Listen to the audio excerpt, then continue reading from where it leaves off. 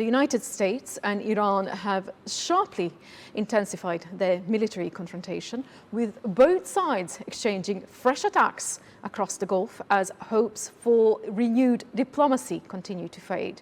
Tehran accuses Washington of striking civilian infrastructure, while the US says its campaign is aimed at degrading Iran's military capabilities and protecting maritime security.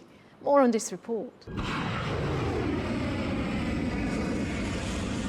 The US military launched a sixth consecutive night of airstrikes across Iran, targeting what Central Command described as military logistics, air defense systems, and coastal facilities. Iranian state media reported strikes on bridges, a railway station, an airport, and power infrastructure in southern Iran, saying several civilians were killed and others wounded.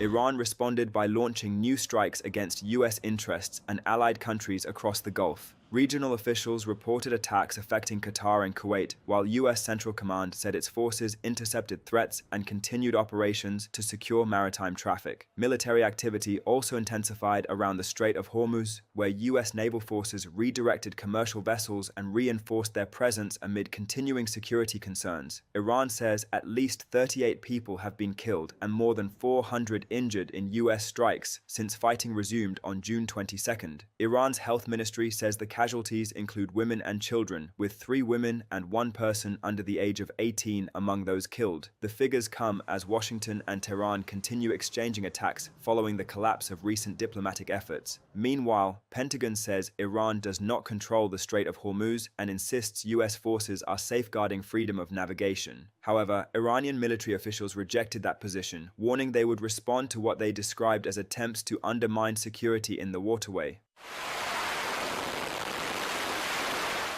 The renewed fighting follows the collapse of recent diplomatic efforts between Washington and Tehran. President Donald Trump has warned of further strikes on Iranian infrastructure if negotiations do not resume, while Iranian officials insist they will not accept terms they say undermine the country's sovereignty. The continuing exchanges have heightened concerns over regional stability, global energy supplies, and the risk of a broader conflict.